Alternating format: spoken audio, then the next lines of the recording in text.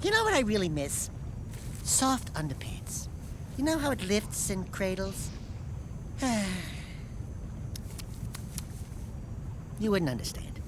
Following the reinvention of the franchise that was Jak II, Jak III takes an even further step away from the 3D platforming gameplay it initially strove for, which, depending on how much you enjoyed these gameplay mechanics, will significantly impact how much you enjoy the third installment. As I mentioned in the Jak II retrospective, when I was younger I had a lot of trouble getting through the second game since it was so challenging. And for me at the time, Jak III was my favourite in the trilogy. But revisiting this trilogy years later, is this still the case? Is Jak III the magnum opus of the Jak and Daxter series that I once believed it to be?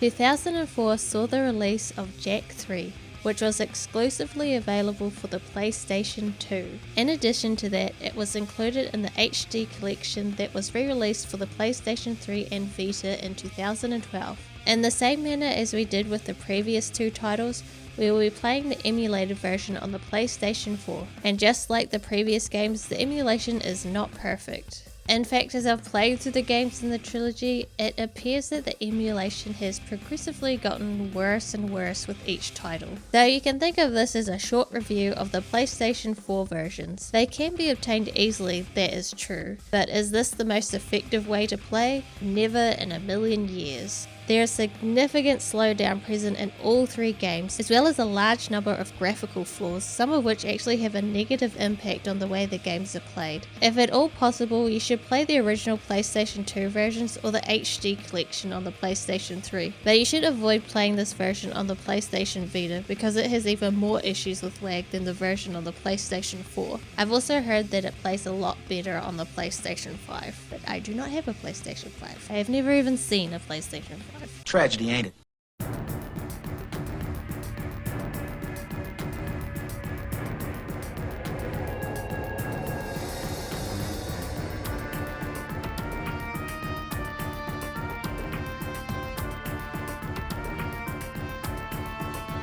The storyline of Jak III takes place around a year after the events of Jak II. Jak has been banished to the Wastelands by the corrupt Count Vega. Who is Count Vega, you might ask? That is a fair question to ask because the game loves to act as though players should be familiar with who he is, but the truth is that we aren't. As it turns out, he is a member of the Grand Council of Haven City, which is the committee that came to the conclusion that Jak was to blame for the war that is currently raging within the city. Haven City was plunged into chaos when conflict broke out after Core and Baron Praxis were defeated. The Freedom League, which is the successor to the Crimson Guard and is currently led by Ashlyn Praxis and Torn, has been under attack by the remaining metalheads as well as the newcomers, the KG Deathbots. Right now, metalheads are assaulting the palace. They're looking for something, and I have no idea.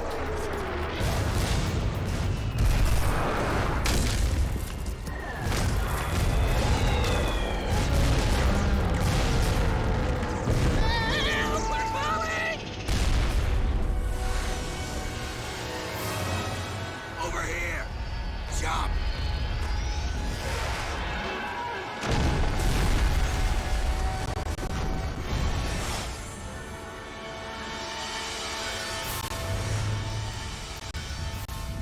By the precursors. In spite of Ashlyn's protests, Jak is left behind in the dangerous wasteland. Jak searches the desert with the assistance of Daxter and Pekka, as well as a beacon that was given to him by Ashlyn. Eventually, Jak collapses. Right? Good plan, Jak. A nap would be nice. Just a teensy little rest. This bird is overcooked. The bells.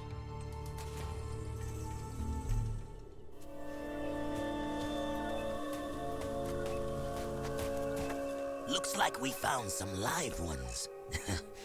Barely. Here's the beacon we were picking up. Who gave you this? We'll take them with us. Let's move. I smell a storm coming.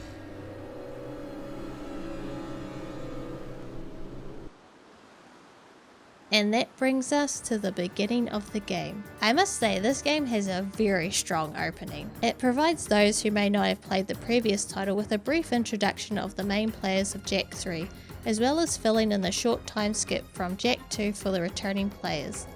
The biggest weakness to this opening is definitely the introduction of Vega. The game acts like we should know who he is, and it can be more confusing for returning players because it really makes you think that you've either missed something important or you have forgotten important plot points from the last game, as Vega is not mentioned in Jak 2 at all. Now of course his character does get more development as the game goes on. It's just one of those downsides you get when you introduce the character so early on.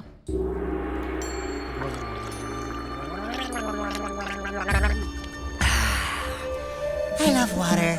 Oh yes. It's so good. Desert Dad. Well, you've come back from the dead, have you? And my monks were ready to pray for you. I am Damus, king of Spargus. Spargus? Wait, nobody lives outside Haven's walls. Not a whole city. Ah, yes. We are the Forgotten Ones. Haven City's refuse, thrown out and left to die, just as you were.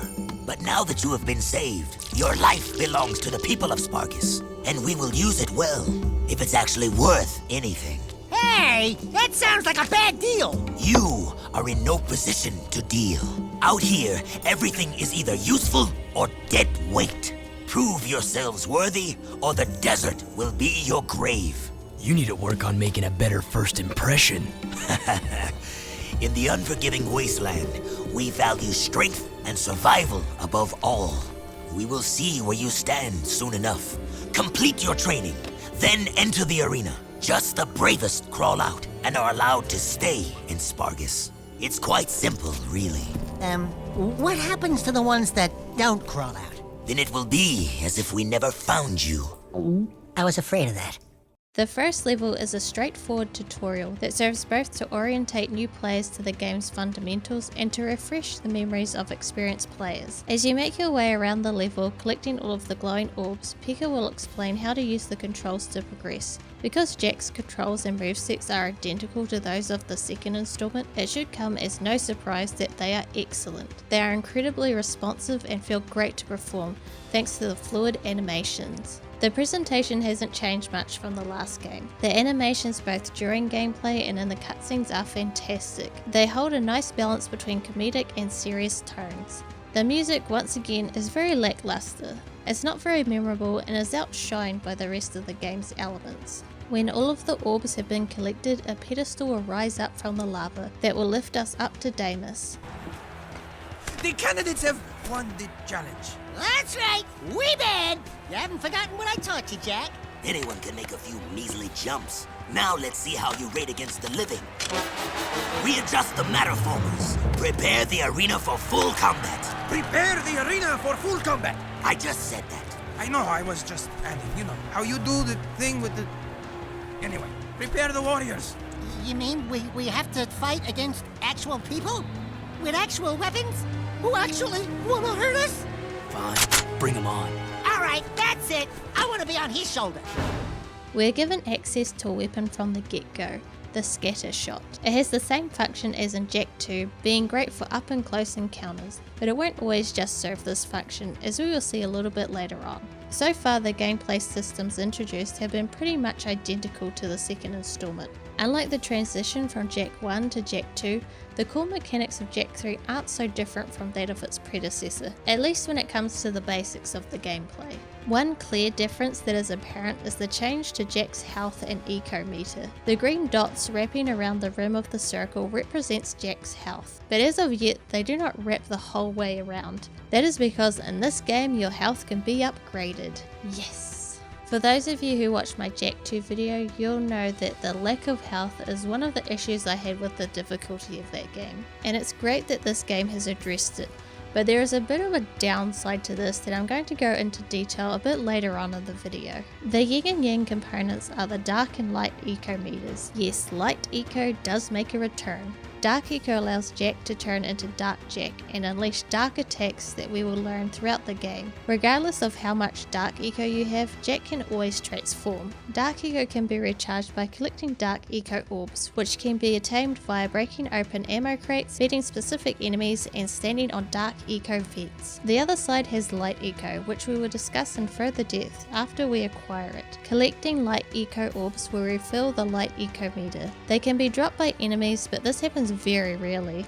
The only other way to replenish it is to stand on Light Eco vents. When there are just 5 enemies to fight, the game will transform Jak into his dark form. After we defeat the last fighters, a platform will appear, bringing us back up to Deimos.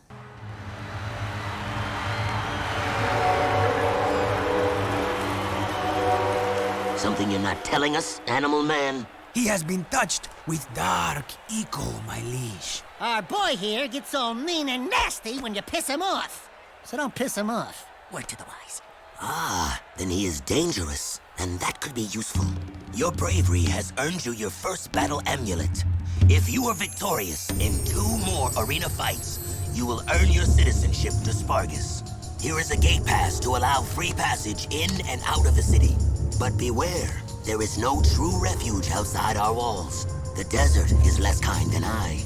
And for your victory, a gun mod is your prize. Oh yeah, now we're talking. Hey, what do I get?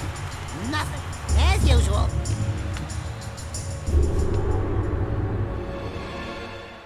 We are already rewarded with our second gun mod, the Blaster. It works just the same as in the last game. It's a great all-around weapon with plenty of ammo.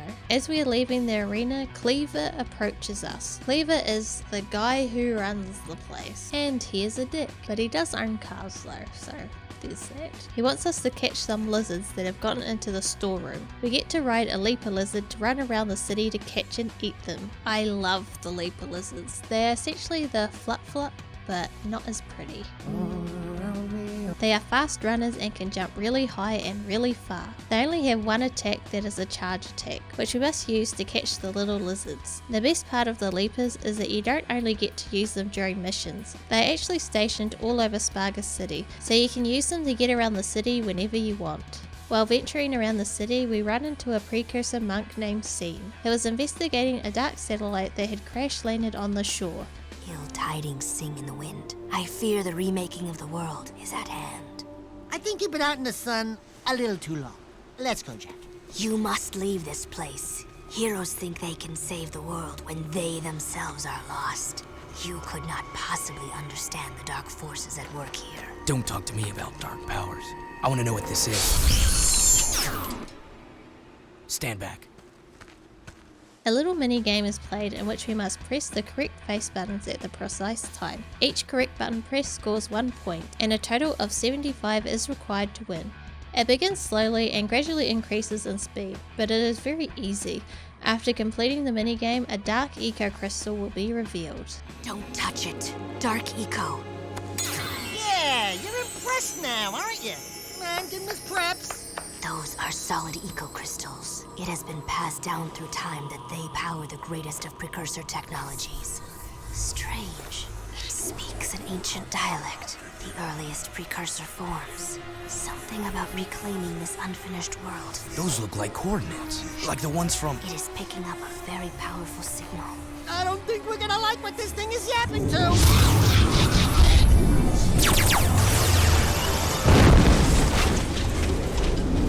Even you cannot save us from this, hero. Hey, I'm the real hero here. You can call me Orange Lightning. Zing!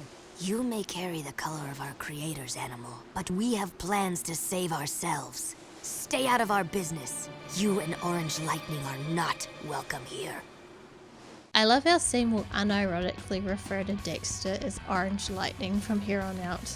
It just goes to show how much of a serious character Scene is. Precursor orbs have made a return in this game, working pretty much the same as the second game. They aren't as rare as in the second game, but still nowhere near as prevalent as in the first game. Collecting them is completely optional, however the rewards this time around are definitely worth it. Not only do they have cheats for you to unlock after you've completed your first playthrough, but they also have weapon upgrades and vehicle unlocks that can be used during your initial playthrough as well. The orbs can be found by exploring levels, but can also be given as rewards for completing precursor challenges that can be started from these statues. In exchange for skull gems, you can participate in challenges, of which there are several varieties. There are further variations of similar quests in Haven City and out in the Wasteland. Oops, spoiler alert, we are going to Haven City and in the Wasteland. The Wasteland missions incorporate Jak III's new gameplay mechanic, Dune Buggies.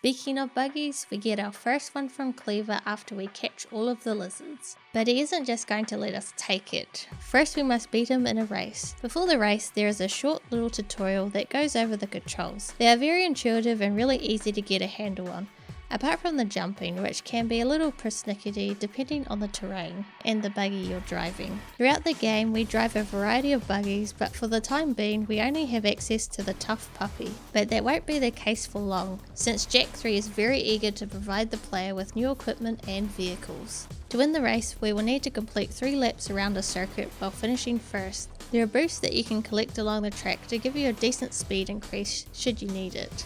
The race shouldn't be too much of a challenge though. I mean, if I can do it, anyone can do it. Enjoy it for now, Skimmer. I said you could keep the vehicle.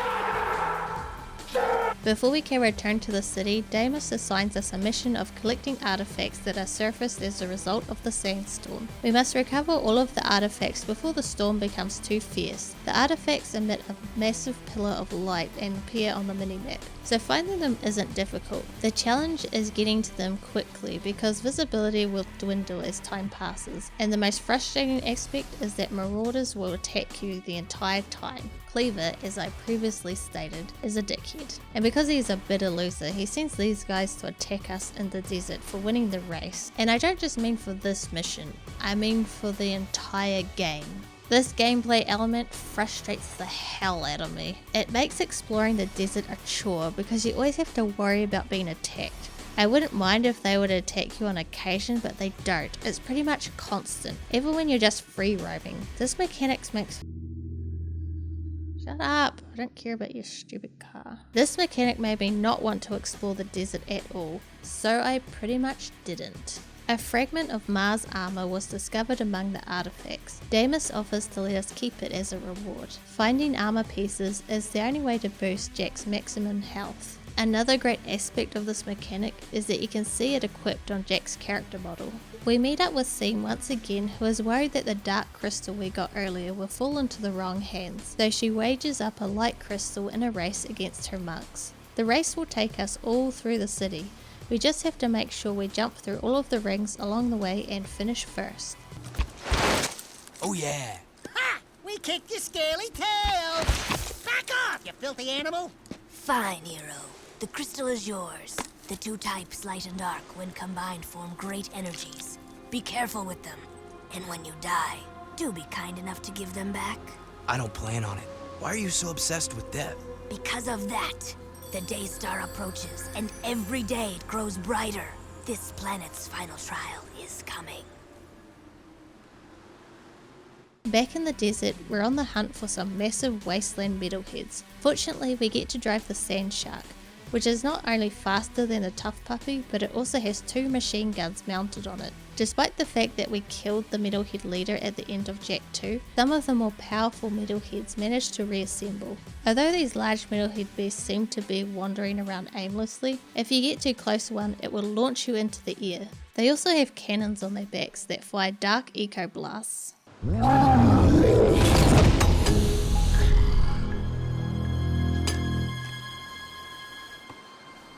Metalhead Commander, report. What's happening? If you lost that cargo and you're still alive, I'll kill you myself. I want every dark eco crystal you can find. Time is short. Did you hear me? Wait, not you. I don't like the sound of your voice.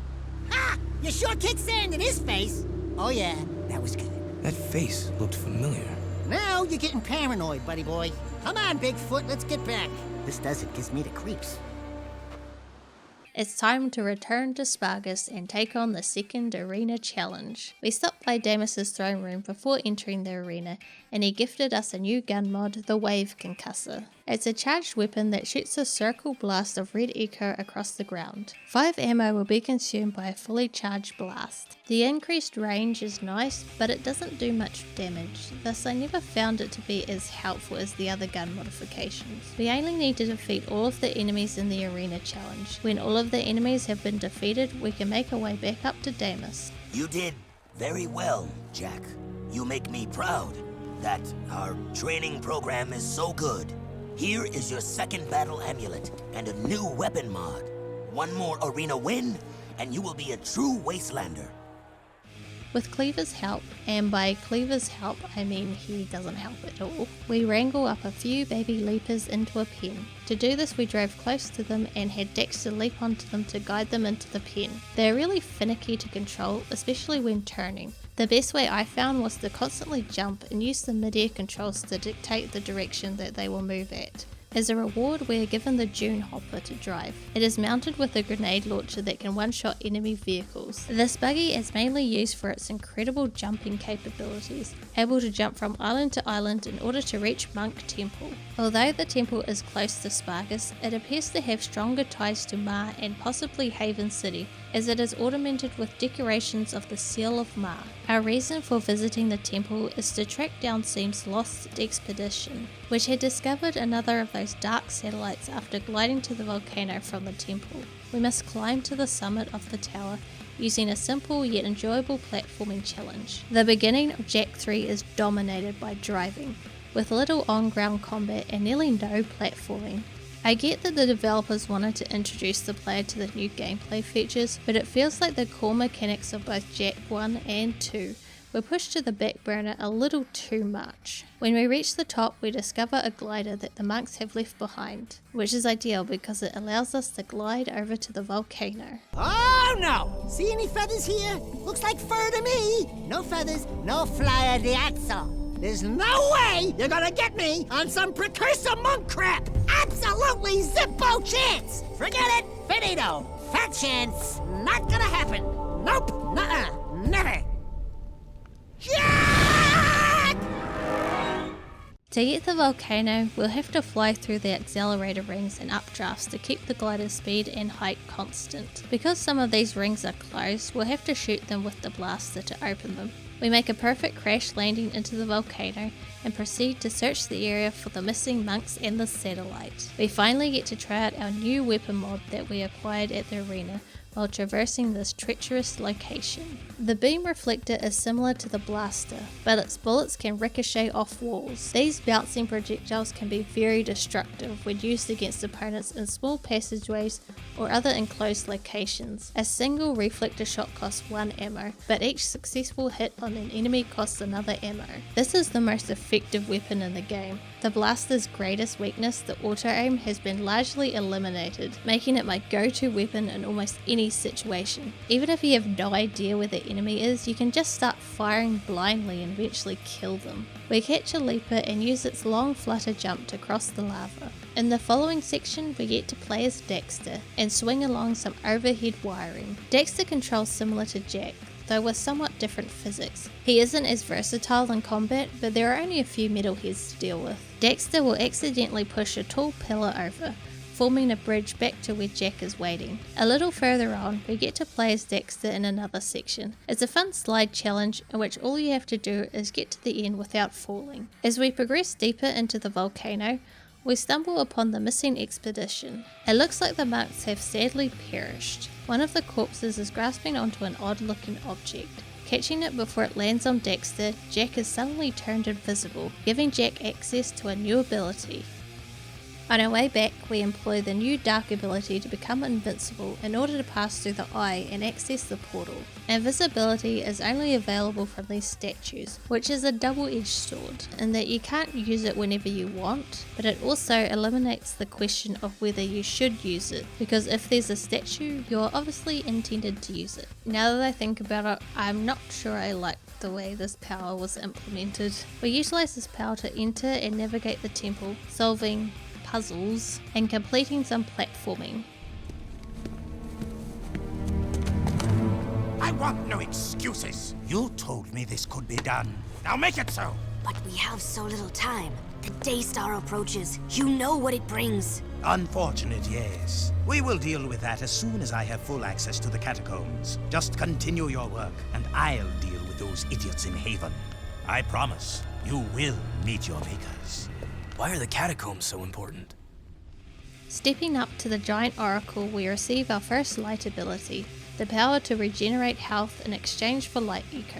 It seems that the devs took the complaints about the second game's high difficulty to heart, but I think that Jak 3 suffers a bit from overcorrection.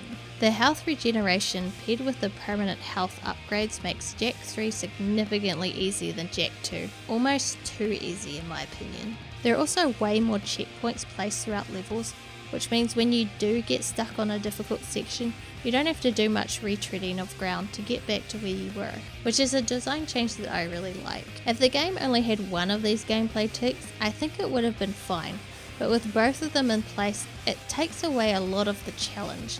Some may appreciate the return to a more leisurely gameplay experience as seen in the original game, but I miss the extra difficulty. While on a mission in the desert to rescue several stranded Wastelanders, we discover that one of them has acquired a dark eco crystal. We are assaulted by one of those dark satellites as we pick it up. A brief boss fight ensues, in which we must avoid its attacks while shooting at it. We need to finish this fight swiftly as we only have a few minutes before the sandstorm engulfs us. Upon our return to the city, we are challenged by Cleaver at beating his high score on the turret. Normally I hate turret sections, but this one is actually alright. It features some auto-aiming with the shots, so hitting the perfect location with the analog stick isn't too difficult. For our travels, we receive another light eco crystal. It's now time for our final round of the arena. If we can complete this challenge, we will be fully fledged Wastelanders. For this fight, we get the Vulcan Fury gun mod, which works exactly the same as it did in the previous game, and its major negative is that it sucks up ammo like nothing else. To win, we just need to defeat all of our opponents as we have done so in the past. Throughout the fight, the floor will drop into the lava below, so we make sure to get on one of the higher platforms before it does. It's really easy to detect when it's about to plummet since the game will sound an alarm.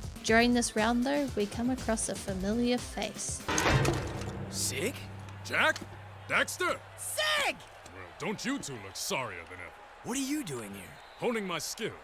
Let's finish this. Whoa, come on, Sig. I'm not gonna fight you. If we don't, he'll kill us both. Rule of the arena. Sorry, nothing personal. Uh-oh.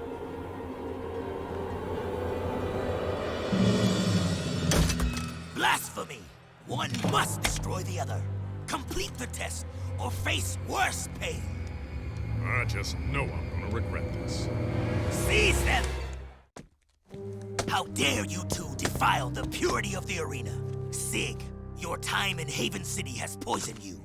And you, newcomer, you deserve no mercy. I should toss you both into the jaws of the desert. However, Sig, your years of service as our spy in Haven have earned you a chance to redeem yourself. But only this once. A spy? Just shut up. I'll tell you later. There is a nest of metalpedes not too far from here. They have been harassing our artifact carriers for some time. I want you to drive into the heart of the nest and take out all the creatures you find inside. I'd say good luck, but then luck won't help you. We get to drive the Gillis Stomper on our journey into the Metalhead Nest, a heavy-duty vehicle with an auto-aiming machine gun that is extremely slow and can hardly jump. It's a bit lumbering to control, however it is excellent for clearing out the little crawly bugs on the ground. There are 10 egg-like sacs that must be destroyed. We have 3 minutes after the last one is destroyed to get out of the nest before the noxious gases overpower us. We get a call from Ashlyn while we're still out in the desert. She wants to meet us at the oasis. Because they are losing the war and Vega has become power hungry, Ashlyn wants us to return to Haven City. Marauders interrupt our talk and we are forced to defend ourselves. I'm not sure why Ashlyn just assumed Jak would return to the city at this stage in the storyline, so Ashlyn could have just come and picked up Jak at any point during his exile, but why did she take so long to visit us if that was the case? Because of the way Haven City has treated him, it's obvious that Jak has no desire to return. Kira wanted me to give you this. Jak, your friends need you. I need you. The city threw me out, remember? They can rot for all I care. But what about your... Get it! Just leave. I have new friends now. So the hero I knew did die in the desert. Or was it long before that? Don't you remember who you are? I'm through saving the world.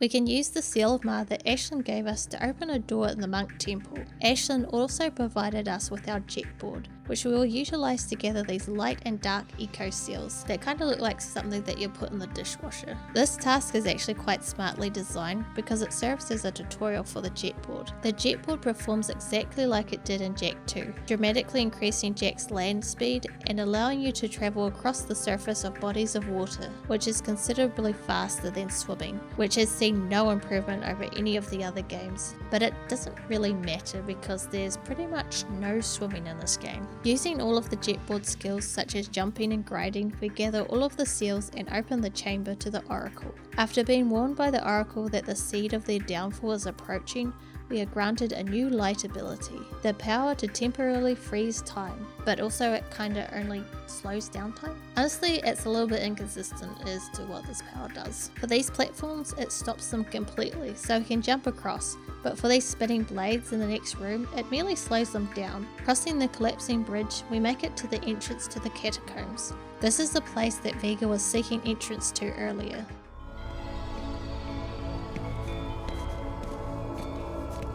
It looks just like the catacombs we saw in Haven City. But where do they go? There you are. Ah, I'm so squawking happy I found you. Look, Jak got a seal back, and it opens doors. Onan says we must get back to Haven City. She says the catacombs are the key to the planet's very survival. You boys up for a little ride? No. I hate taking the sub-rail. You must maneuver the car to avoid the holes and pillars that are strategically positioned throughout the tunnel. There's also a mountain gun that can be used to destroy objects. However, it is so visually chaotic and fast that it is difficult to see the obstacles approaching, resulting in numerous...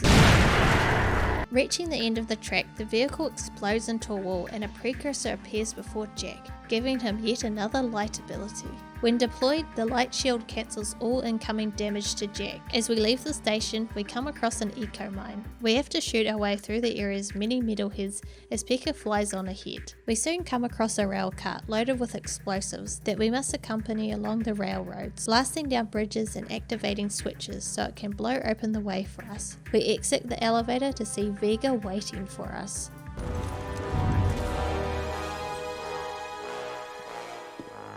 The monks told me you were coming through the precursor subrails. Interesting, aren't they? The precursors used them to build the world countless eons ago. The rail system leads deep into the planet, where it's said the Ancient Ones wait to bestow unimaginable powers upon the worthy. I will save the world with that power, just as Ma did. Yeah, you've done a great job so far, letting the metalheads destroy the palace. Oh, you couldn't be more mistaken, dear boy.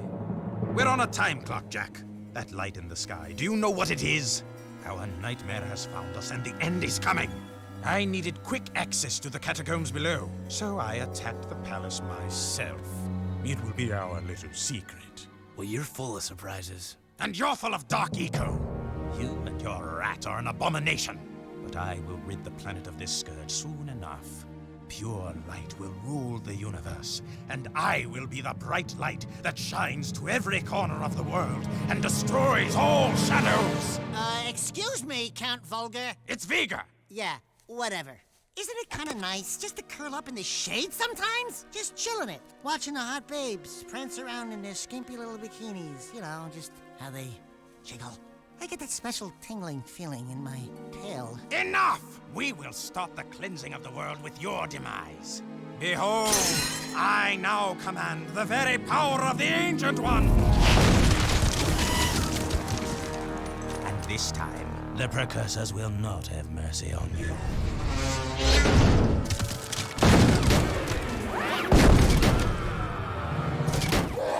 Vega is an interesting villain. He's more just prejudiced against Jak due to him being imbued with dark eco, rather than just outright hating him. Unfortunately, he lacks the dominating presence that the Baron possessed in the second game. The Baron's influence could be felt and seen everywhere throughout Haven City. However, we haven't seen Vega in hours, and it's easy to forget about him at this point. This lack of presence significantly reduces the rivalry.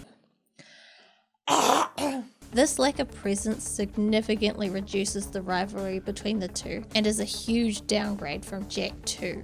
Because the precursor robot is too tough to be hurt by conventional weapons, we must avoid its strikes with its laser sword until we can attack. The robot will unleash swarms of dark monsters that can split into smaller ones. Killing them all causes the robot to blast laser beams at various locations on the floor, causing pillars to emerge from those locations. Stay away from the beams and wait for the pillars to cool down.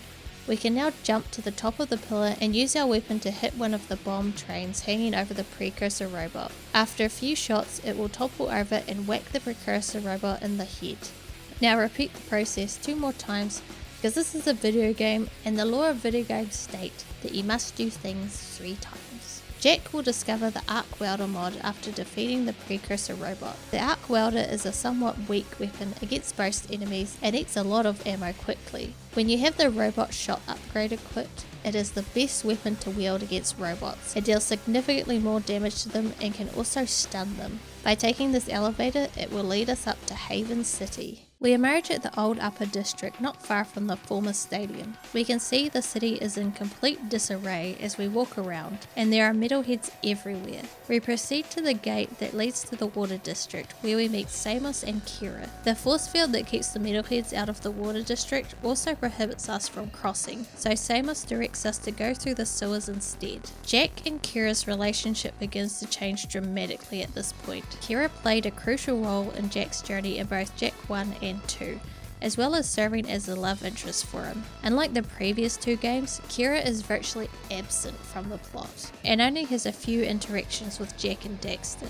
Instead, Ashlyn has taken over her role, which works in the sense that she assists the heroes, but it's just incredibly strange when it comes to being a love interest for Jak, especially if you've played the previous 2 games. There isn't much of a setup for the relationship, and it's perplexing because at the end of Jak 2, it appeared like Jak was with Kira and Ashlyn was with Torn, but this is never addressed in this game. As a returning player, you may find it awkward when the romance component is brought up in the story. In the 3rd game, Ashlyn is 24 years old, while Jak is 17 to 18 years old. Yes, I know this is a fantasy world, but I doubt the developers would have gone through with it if the roles were reversed, because it's kind of creepy. After going through the sewers, we arrive at the port and pay a visit to the Naughty Otzel. Torn is utilising the bar as the temporary headquarters for the Freedom League, the reformed New Crimson Guard. Torn is in command of the war for Haven City against the Metalheads and KG Deathlock. He led the assault on the port, after which he was barred safe passage back to the northern headquarters. We participate in a few missions to aid in the war effort. Ashlyn, this is Torn. Jak's back in the city.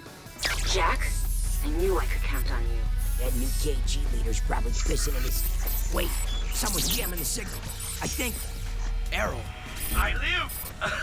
Still fighting for the weak link, Jak? Well, I've had a few enhancements since we last met. Even the metalheads have their biological weakness. But me? I'm pure metal.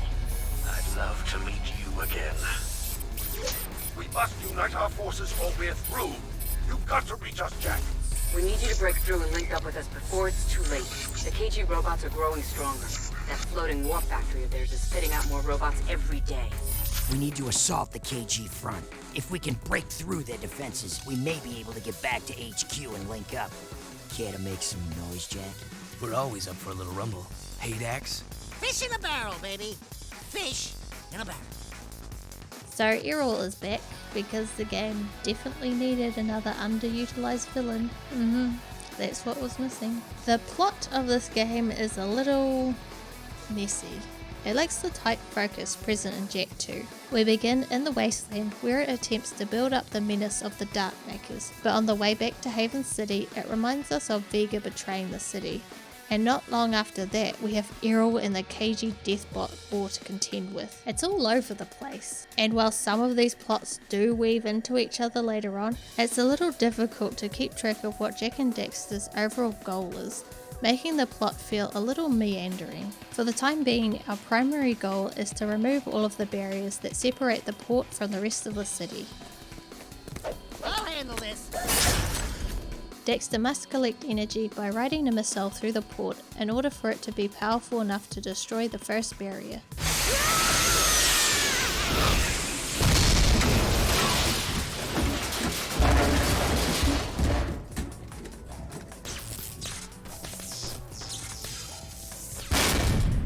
One of the advantages this game has over the others is that it provides numerous opportunities for Daxter to contribute. Jak and Daxter run into Tess at the gun course, who has been working on weapons for the war effort. One such weapon is the Gyro Burster, a third yellow weapon she promised to give Jak if he can complete the gun course and prove that he can protect Daxter. The Gyro Burster fires yellow eco bullets from a disc that is launched into the air. It will never use less than 50 shots, and it will creep forward very slowly while it fires. It is most beneficial to utilize it at the outset of a fight when there are a great deal of foes to contend with. At any other time, you're just wasting ammo. Torn sends us into the sewers to gain access to the city's west side, which has been taken over by metalheads. Under Errol's leadership, the metalheads constructed a tower at the foot of the Southern Gardens sector, which gained territory for the faction and was dubbed Metalhead City. The Haven City Gardens and Bazaar sector became a dangerous location with topography and vegetation akin to the Metalhead Nest, as well as massive biological barriers and walls. There are rivers of corrosive sludge between these segmented walkways, which kills anyone who falls in. When Jak closes a Dark Eco Fountain, he receives the Dark Strike skill, which enables him to demolish the barricade that separates the area from the port. We can now access the forest because the trail has been cleared. We'll need to use our jetboard to clean out the corrupted plants. The forest in Haven City has been reduced in size, as many of the city's other locations. Due to the devastation wrought by Vega and the war, we are unable to enter the stadium. There are battles happening throughout the city, and it really sells the effect that there is a war going on. When we finish cleaning up the forest, 5 precursor pillars emerge from the water, for some reason, just go with it. They are some of the oldest precursor structures ever found, and Ma wrote somewhere, just go with it, that there are 5 artifacts that can be found in the west that are connected to these pillars. When all are collected, a truth will be revealed, just go with it. If it wasn't obvious enough, we will find these artifacts somewhere in the Wasteland, but before we return, we will need to eliminate the barriers that are blocking off the sectors of the city. Leaving the forest, Jinx is waiting in a zoomer. Jinx is tasked with detonating critical eco-grid power junctions around the port and industrial section, which when destroyed will lower KG barriers. Our job is to protect Jinx throughout the operation. Upon completion, Jinx gives us the needle laser. Because you don't have to aim at all with the needle laser, it's really simple to operate. It's ideal for taking out flying enemies, allowing you to focus solely on moving across the battlefield. We were able to retrieve the final red morph gun rod from Tess not long after, the Plasmid RPG. It's nothing more than a grenade launcher with a different name. It deals a lot of damage, but it's difficult to aim precisely, and each grenade consumes 10 ammo. Jak, we've got word of a new assault on the port. They're trying to take us out once and for all. The strange thing is, we're seeing movement from both the KG and Metalhead fronts. It's like they're working together. We've got to repel this assault or we're through. I hate to do this to you, but I'm putting you on the front line. You're my go-to guy. Stop any KG or Metalhead units from reaching this place. If we lose this one, we're history. The ammo for Jak's weapons will function differently during this mission, and only for this mission. While the ammo for his blaster is infinite, we must collect the weapon power-ups that drop on occasion in order to use his other weapons. To proceed, simply eliminate all the opponents that arrive in your path. Because they are both under Errol's authority, the Metalheads and KG robots are cooperating. The KG robot side makes sense, but it's unclear why the metalheads would follow Errol at all, or why Errol would want them to follow him. In the previous game, Errol detested the metalheads and was willing to risk his own life to protect the city from them. You may argue that crashing into the Dark Eco in Jak II transformed him, but if they're going to remove Errol's entire character motivations, why make the major villain in Jak III based on a familiar character, if he's going to be a nearly unrecognisable figure anyway? Sadly, these narrative concerns are never addressed.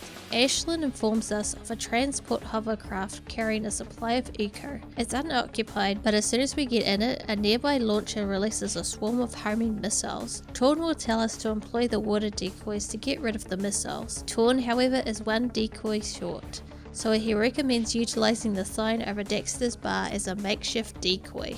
Hang on, Dax! It's gonna be close!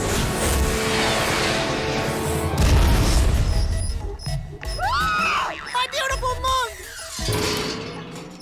Jinx discloses that he has acquired and reprogrammed an enemy blast block, which we can operate remotely through the conflict zone to remove another KG barrier, dividing the industrial section from the southern slums. Torn thanks us by giving us the Peacemaker mod, which is the exact same as a Jak II. I know I've said that sentence a lot, but a lot of the equipment you get is the same. With all of the barricades down, we can make our way to the Freedom League headquarters, which is located in the new water district where the previous water slums were.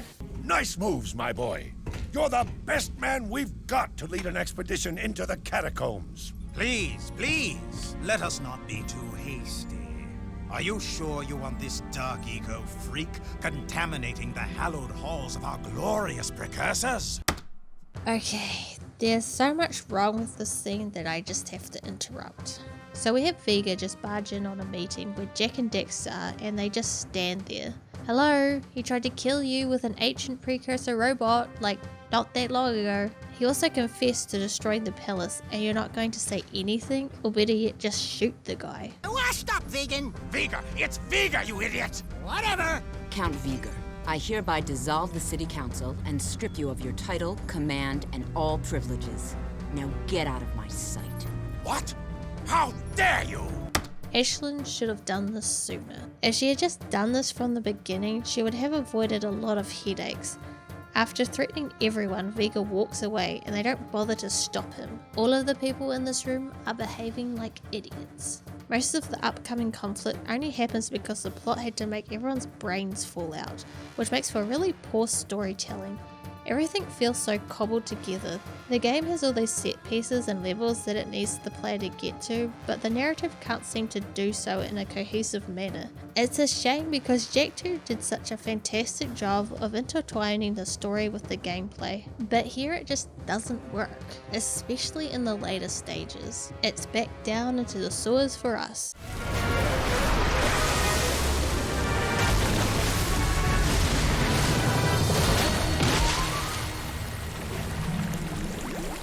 They are filled with KG robots that seem to have been modelled off the designs of the metalheads. The sewers have many enemies and obstacles to overcome, but we have so much equipment at this point that none of it poses much of a challenge at all. We get to the switch that grants us entrance to the power station. When we get to the power station, we find that Vin is still alive. Well, sort of. It turns out that Vin dumped his brain into the eco-grid prior to his death, so he could exist as a multi-layered hyperlinking digi-metamobile construct super clocked mega memory construct. Did you get all that? Do you need clarification? The cipher glyph to get into the KG factory is hidden within the system. To get it, we need to play this Pac-Man style minigame. However, it is not the exact same as Pac-Man. For one thing, Dexter must continue to go clockwise around the grid. When he comes to a break, he can flip up or down 2 levels and dash. The yellow line indicates the layer on which the enemy drone is located. Because it can only change 1 layer at a time, you should keep at least 2 layers away from it. It's game over if Dexter contacts the hostile drone. After a while, another drone will appear, leaving a trail of pellets in its wake. Dexter can put it to a stop by eating it. As a kid, I despised this minigame. Pac-Man has never been a favourite of mine, and I'm also terrible at it. In a nutshell, I hate this minigame. The cipher glyph will appear once all of the pellets have been consumed. You undoubtedly feel compelled to visit the factory and confront Errol. Well, we are not doing that, as we have decided that we need to return to the Wasteland instead, to find the 5 missing artifacts.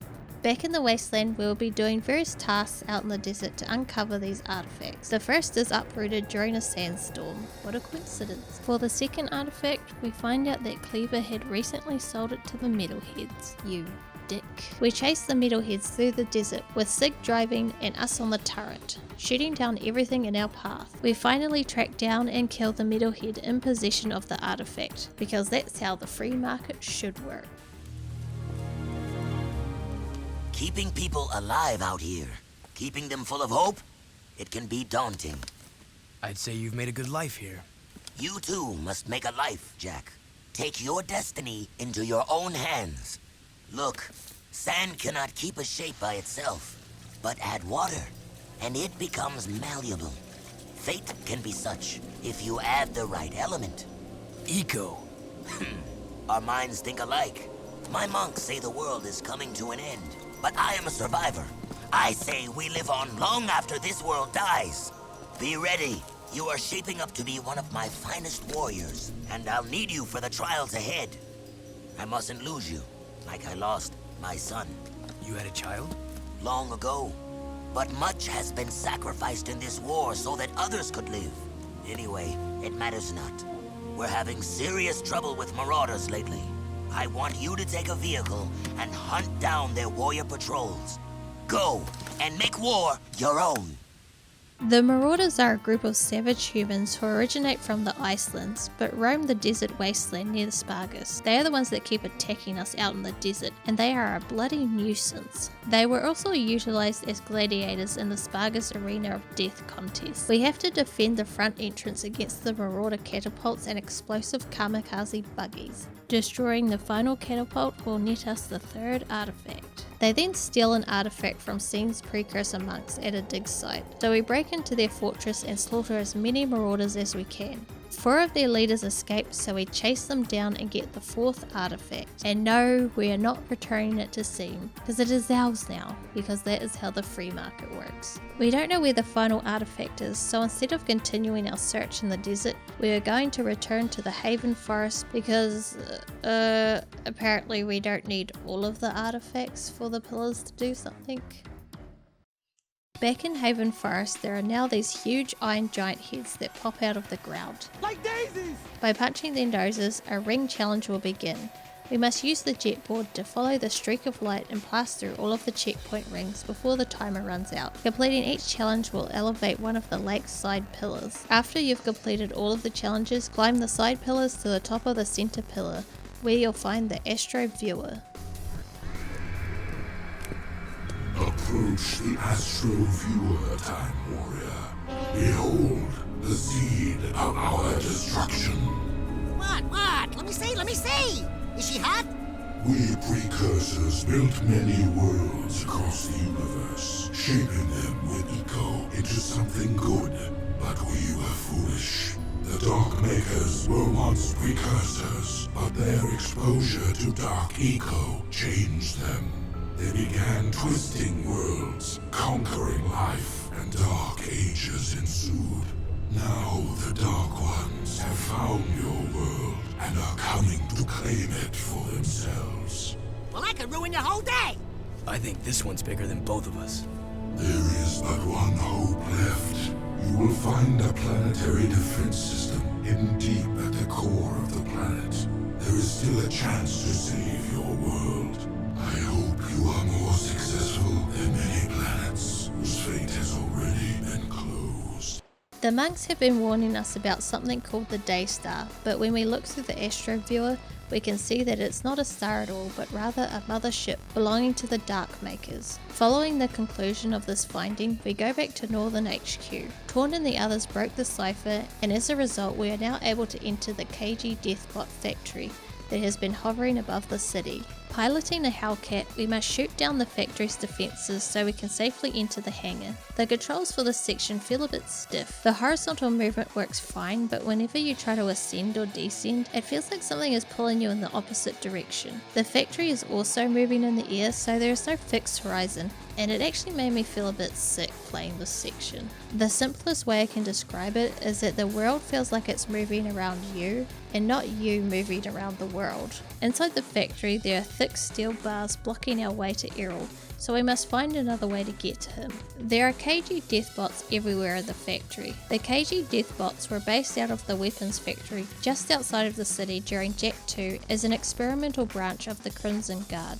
The Crimson Guard were disbanded and replaced by the Freedom League after Praxis's death. However, the KG spiraled out of control and was reorganized under Errol, the former KG commander, who was thought to have perished, and the production was relocated to the floating KG war factory above the city. As we progress further into the facility, we come upon an armoured car, which we put to use by using it to smash through the steel bars. At the conclusion of our quick road trip, we discover Errol patiently awaiting our arrival.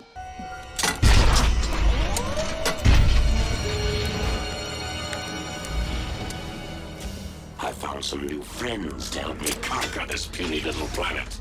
You're talking to the Darkmakers. It seems my digital self can communicate with these poor, tortured minds quite well. Oh, they're just like you and me, Jak. Well, me at least. They want a home, someone to call a friend. Destruction of all light ego! They volunteered to help me put this puny planet out of its misery.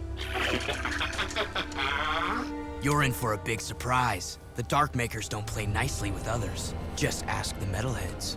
I've been given the opportunity to wield a power even the Precursors could not control. Don't fret. You won't live to see what I turn this little world into. Maybe a rock, or a floating puddle of slag, or nothing at all. Complete oblivion! So hard to choose. I won't let you do this! Even though Errol's design as a villain is quite striking, I don't like his inclusion in the story. As an asshole race car driver who was trying to steal Kira from Jak, Errol transformed into a bloodthirsty cyborg who wants to wipe out all life on Earth. The transition from one to the other is a major one, but we don't see how or why he makes it. His role diminishes the Darkmakers because they are essentially his slaves. Errol should have been replaced by a Darkmaker as the primary antagonist. It's also unclear what Jak meant when he mentioned metalheads are aware of the Darkmakers' inability to play well with others, which the game never clarifies. The most likely scenario is that the Darkmakers forged an alliance with the metalheads and used their armies to defeat the Precursors before betraying them. But how does Jak know this? It just feels so sloppily put together. In any case, the boss's attacks are divided into 3 stages. First, he will toss out bombs. Keep an eye out for the light patches on the ground to see where the bombs will land, and be ready to jump over the shockwaves they may cause. Following that, Errol will dispatch many KG bots from the circular ports. Finally, he'll fire rockets from the ports. Disarm these rockets and then swiftly knock the rocket across to the circular port Errol is standing above. Errol is pretty stupid and won't move out of the way. Just do this process 3 times. Oh wait, you have to do it 4 times. Yeah, weird.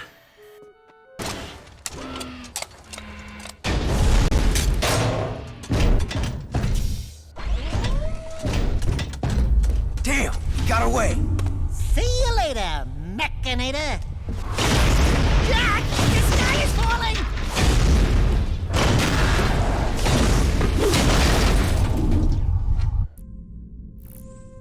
Good thing the teleporter brought us directly into our headquarters. We just received the mass inverter mod from Ashland. If you like fun, this is a good gun to try out. The mass inverter produces a field surrounding Jak, causing other characters and objects to hopelessly drift up into the air. The field does not hurt its targets, but it does expose them to attack. We get a distress call from Seam.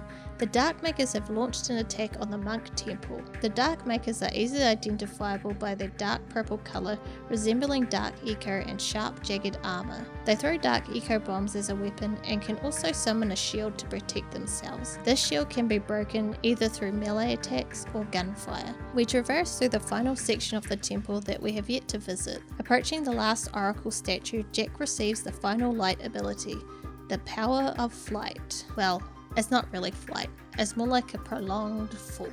Light Jak definitely has more useful abilities than those of Jak Black. That's not what it says. Light Jak definitely has more useful abilities than those of Dark Jak.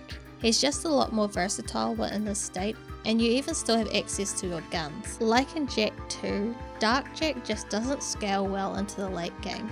He only has one ranged attack and it's very slow to execute, and his melee attacks are hard to control. This game preaches balance between light and dark eco, but during gameplay it doesn't feel balanced at all. Flapping our way through the crumbling temple, we spot Seam up on the highest ledge. Errol has learned how to connect with the Darkmaker ship. If he can awaken its terrible cargo, he will unleash horrors beyond our deepest nightmares. Not all is lost. I hid the most important artifact from Errol. I was wrong about you. You have the balance needed to save us all. As rubber-wearing, completely freaky, beyond bizarre, paint-faced, super weird monks go, you're all right. I have now seen the truth, and I am at peace. At least I was granted the gift of seeing the face of my creators. Thank you, little one. Okay. As we leave the temple, Damus calls to report that they have detected significant movement on the ocean, which he suspects is related to the dark satellites. Since Jak is the city's best gunner, he wants us to hightail it to Spargus and repay our life debt to the city. Darkmaker walkers begin to fall into the lake as soon as we mount the turret. After landing, a walker unfolds its legs and moves straight for its target, eliminating any obstacles or opposition with dark eco bombs and missiles launched from the body. Their main weak points are the joints on their legs and a few areas on their body. Anywhere else deals no damage, and if all of the joints are damaged enough, the walker will crash and explode. Halfway into the invasion, they begin to fall directly onto the city, very reminiscent of the opening act of Mass Effect 3. Was that a spoiler? Yes.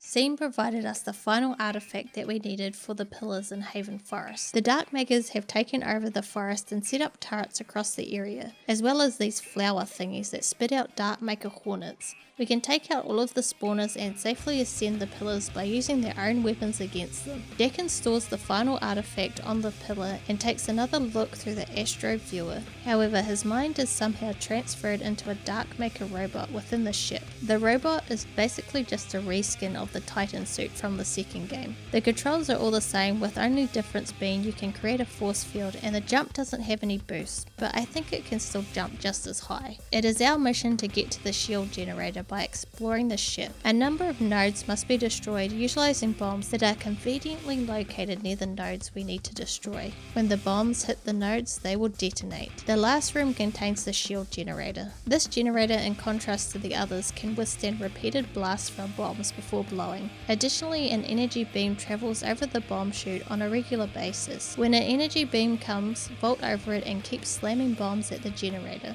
The dark ship's shields will shut down when the generator explodes. Our hero! What the? Daxter? What? What'd you see? Let me look. Hello, elevator, bottom floor, going up. Come on. Ah, I hate being short. It just seemed for a moment, it looked like... No, it couldn't have been.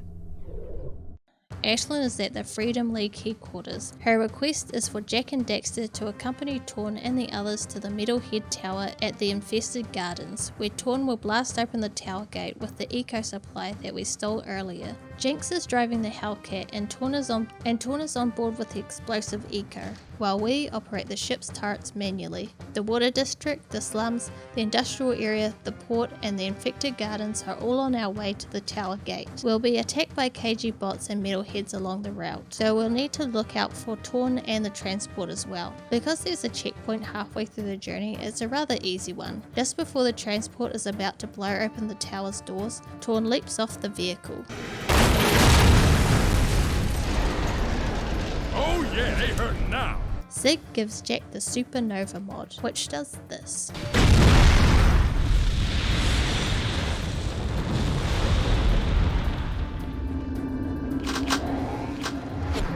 Jak and Daxter continue climbing the tower while the rest of the crew deal with the metalheads outside. In spite of the fact that this is the Metalhead Tower, there are no actual metalheads inside. For now we'll be battling the Darkmakers. In order to progress further, we will need to clear out an area of enemies so that platforms and bridges will appear.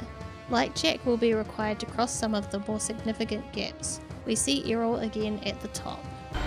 My little friends have come to see me off. I'd love to stay and chat, but I have an appointment with the most powerful beings in the universe. You're through, metal monkey! Don't make me come over there and sick Jak on you. You're too late. I've already awakened the Darkmaker ship. When I come back, I will be wielding the very power of the Precursors. I'll see you boys soon. Look at that, it's cool. It's amazing. It's reacting to the dark stuff. Ah, it's gonna blow! Let's get out of here!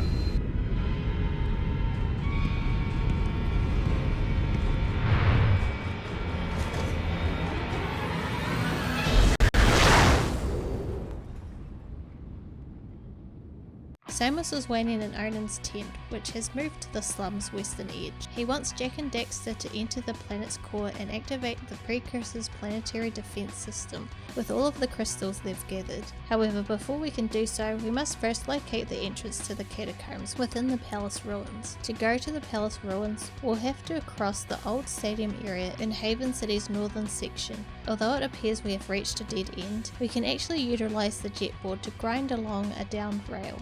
Here you'll find the old stadium. We must unleash the Dark Strike to burst through the weakened walls and the flight ability to get across vast chasms as we follow the fractured path along the ruins. We eventually make it to the alleyway that leads to Kira's old garage. Moving on, we'll need to use the jetboard to get through the last few sections. These final few levels do an outstanding job of putting everything we've learned throughout the game into practice. Although not particularly difficult, it serves as an excellent preparation for the conclusion. Deimos has arrived in the Slam Dozer after Jak sent out a signal with the war amulet earlier. This is a heavy duty vehicle that moves slowly due to its thick armour. The turret will auto-aim for you and fires red bolts instead of bullets. The turbos are meant mainly for breaking through objects, as they are infinite but only last for a split second. We can use the turbochargers to ram through the weakened walls and destroy the shield generator pylons, deactivating the force fields. Some of the walls here can be rammed, causing them to collapse and forming bridges to cross gaps. The terrain here is a bit rough, making the buggy difficult to control. Missiles are also being launched at us, although they are easy to avoid due to the visible targeting reticle on the ground. We reach the entrance to the Catacombs after passing through the final gate.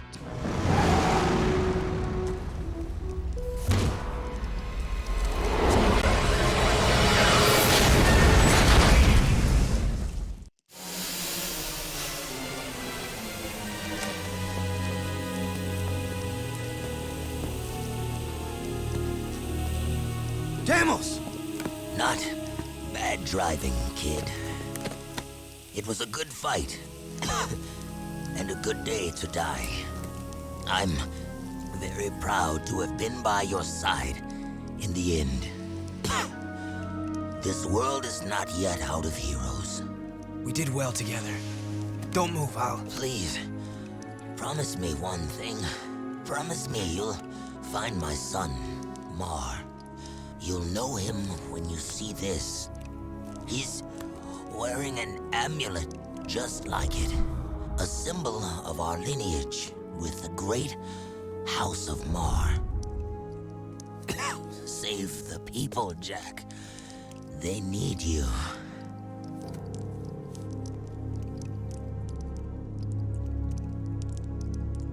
Father. Yes, you were that child. I took you from Deimos, hoping to harness your eco powers for my experiments. Then I lost you to the underground. You seem upset. Did I tell you too late? You were the son of the great warrior Deimos. Oh, and he never knew. How delightful. Ah! Bigger! Thank you for opening the door to the Precursors. Don't worry, I'll be back to put you out of your misery. After him, Jak! You're willing to go down there? Without a fuss this time. Yeah, well, don't get used to it. It's just that nobody hurts my best friend and lives to brag about it. Let's get him!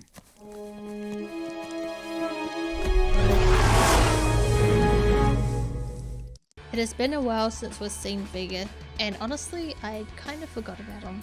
The fact that he is the one who kidnapped Jak as a child feels like it was just retconned in to make it seem that Vega had some relevance in the plot of Jak II, even though he was not in that game or hinted at in the game at all. There's nothing particularly shocking about the revelation that Deimos is Jak's father. There are a few cutscenes where it's strongly hinted at. Even as a kid, I was able to figure this out pretty early on. It is definitely not on par with the core reveal in the last game. As with that revelation, it breathes new context into the cutscenes featuring Core. making for a very interesting second playthrough. However, with this revelation, it doesn't really change anything. It's just, oh, that's his dad. Cool. Anyway, as we reach the center of the catacombs, we get hit with a far more anticipated unveiling.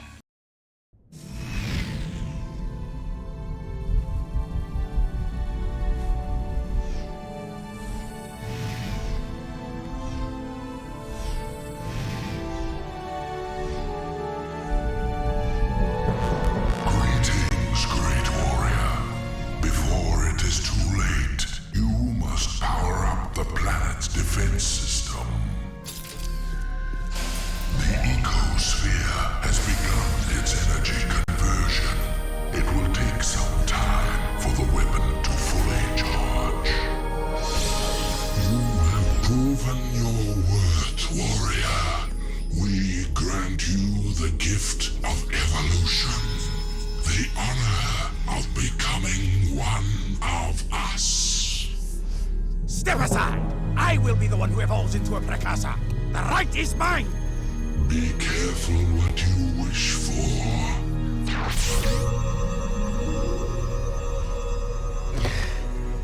It is done. Don't worry, Jak. It is for the greater good that I assume this role. Even now, it may be too late. If Errol awakens the dark ship's cargo, all will be lost. Listen, Glow Boy, we've been doing all your dirty work while you slept in the stars, so stop it! Inefficient. I told you we needed a backup hero. We should have gone with Plan B. Ow! Hey, cut it out! We are unhappy with your performance. If you had been a true hero, you would have stopped Errol by now.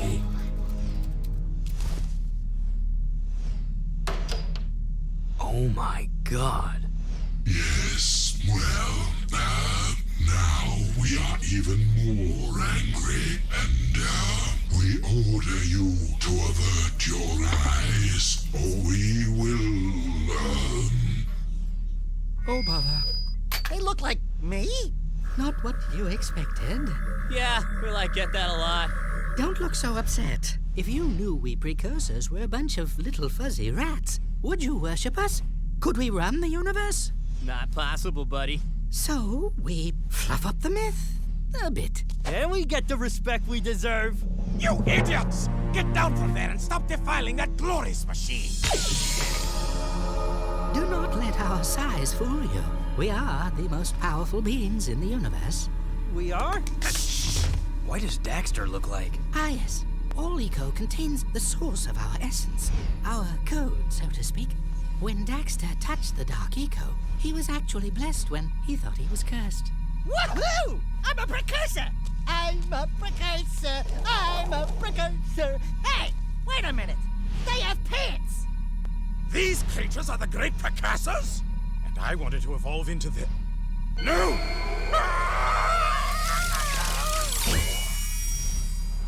A little drafty, isn't it? The only way to ensure that Errol will not awaken the ship's cargo is to go there yourself and stop him. We will send you there from here. But the weapon... Chill out, buddy. You should have Mondo minutes to go there and get back here pronto. I mean, way before the... Hopefully before. Ba-boom! Oh, yeah! Let's move. You idiots. I told you we needed a plan B. Because the planetary defense system requires some time to charge up, the precursors have teleported us to the same room as when we were in control of the Dark Maker robot, but this time we will be going through the other side of the ship. We have a time limit in which we must reach Errol. Otzels as the precursors is pretty hilarious, but it doesn't really make much sense, and the ending of Jak II is rendered meaningless as a result of this. At the end of Jak II, the white spectral figure appears when young Jak touches the last precursor egg. After it talks to Jak, it goes back in time through the Rift Gate. Later, Samus tells us that somewhere an old race has started up again, which is a pretty clear way of saying that the precursors are no longer going to die out. This implies that the white figure was in fact a precursor precursor in the truest sense, unless they can shapeshift or something. But then why did they go to all this trouble to hide the identities behind these robots and statues if they can just change their form? This also makes the Dark Makers not really make that much sense either. When you realize that the Otzels are simply manipulating technology, the idea that the Dark Makers are corrupted precursors comes apart. Does this mean that an evil Otzel is at the helm behind every Dark Maker? But then what about the little crabby ones? This reveal, although very entertaining, undermines a lot of what the trilogy had previously established. The bays of the ship are filled with Dark Makers, but at this point in the game we have such a huge arsenal that taking them all out is a breeze. There is a little bit of platforming to get through, but that too poses a little challenge, giving us plenty of time to reach the elevator that leads down to a massive holding bay. There are several giant machines just waiting to be deployed. If these nasty things ever wake up, the planet's finished. All of these Dark Makers at my command. Just think what I could do. You're through, Arrow. Even if we both die. Jak!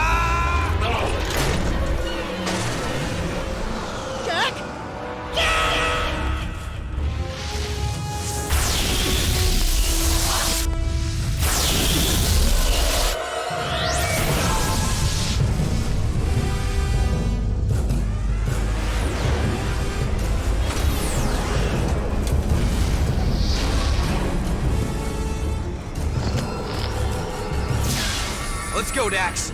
Thanks to the massive blast, the whole ship is about to blow. We rush towards the warp gate at the other end of the walkway, weaving left and right between the pieces of the walkway that are flying towards us. We reach the warp gate just before the ship explodes.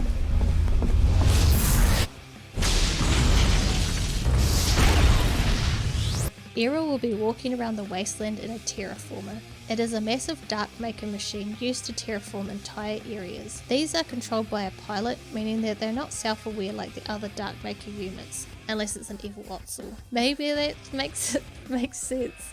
To stop it from moving, we must chase it down in our buggy and shoot at its weak points on its legs. It repeatedly releases dark eco mines and spinning blades on the ground below, which makes getting a good angle to shoot at it quite annoying. I really don't like this phase of the fight, not because it's bad, but because I'm bad at it. I do appreciate that the devs managed to find a way to incorporate Jak III's main new game mechanics into the final boss. Despite personally not enjoying it, I can see why it was done this way. When all of the weak points have been destroyed, the terraformer's lower body will collapse, but its upper part will fly off and crash land in front of Spargus City. Getting out of our vehicle, we proceed to climb up the side of the giant machine.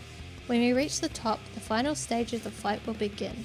With Errol still in the cockpit of the machine, he will summon several enemies and tentacles to attack us. Using whatever method we choose, we can take out all of the enemies. After this stage of the fight, Errol will begin to fire a laser beam. By avoiding it, we eventually get the opportunity to strike back by hitting the purple tanks behind the cockpit, and we just rinse and repeat this method until his health is depleted. This final boss is made completely trivial thanks to the amount of ammo that is dropped by enemies, and by the fact that during certain stages of the fight, a dark eco vent and a light eco vent will spawn, allowing you to restore all of your health thanks to the Light Jak's regen ability. Like I said before, Jak III is way easier than its predecessor, and I can't think of a better display of this than the final boss giving the player access to pretty much unlimited health. Using the Peacemaker, Jak inflicts the final blow to Errol.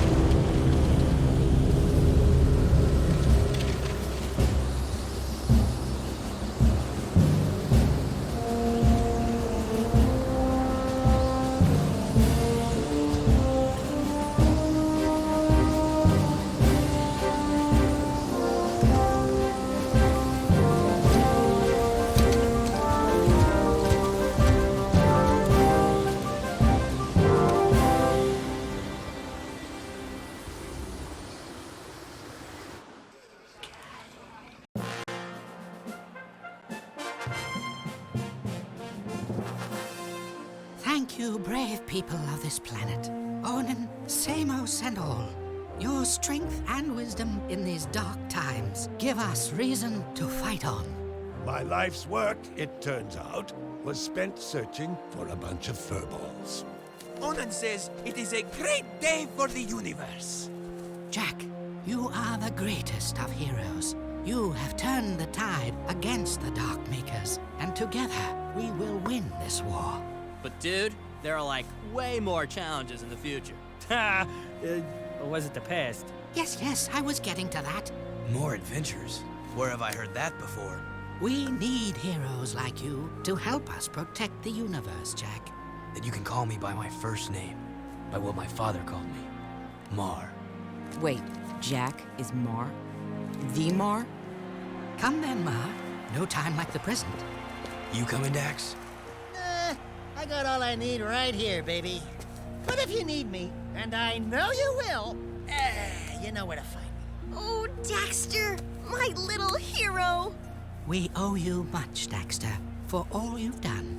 For your bravery in the face of incredible danger, we shall grant you your deepest desire.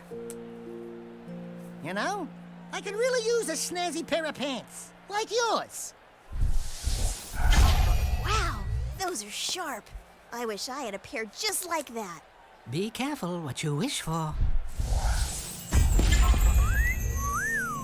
Don't worry, honey. You get used to it. Oh, and you may want to shave some parts. Trust me on that. Hey! Thanks for everything, partner. You are a great hero, Daxter. This is gonna be good. They think I'm a god. And they're right! Our hero! This is going to be a long trip. Where do you think you're going, little bugger? I've decided I want my own sidekick, and you've been nominated. We're gonna be a great team. Just don't make me angry. Are you ready, Jak? We have something to show you. What? The universe.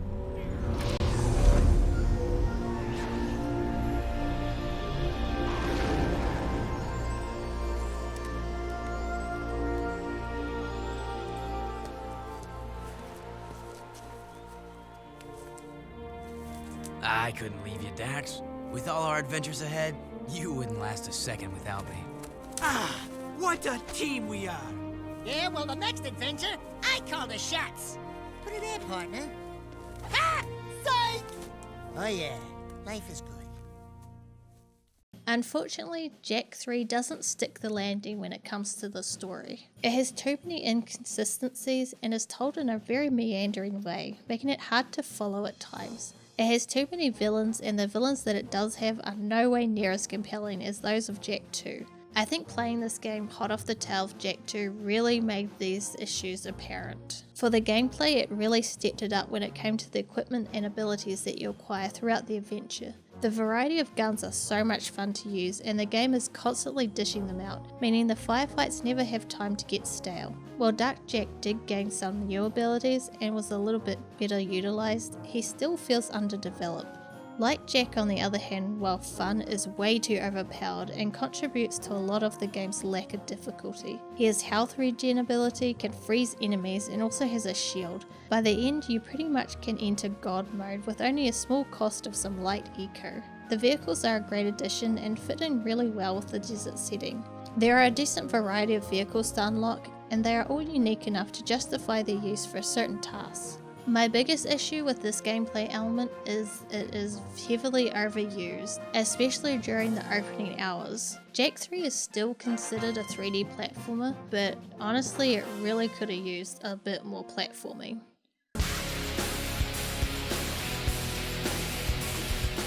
If you'd asked me years ago how I would have ranked each game in the trilogy, my answer would have been Jak 3 at the top, then Jak and Daxter, followed by Jak 2. However, that is definitely not the case now. Even though I really enjoyed the gameplay of Jak 3, I think it is the weakest in the trilogy. The story and the lack of challenge just brings it down too much for me. After completing this retrospective series, my new ranking is Jak 2 at the top, then Jak and Daxter, with Jak 3 at the end of the pack. The Jak and Daxter trilogy is messy. It has so many ups and downs, shifts in tone and gameplay. It has so much to love about it, but it could never really come together as a cohesive whole. It is one of my favourite series from my childhood, and even after this retrospective is said and done, it still holds a special place in my heart.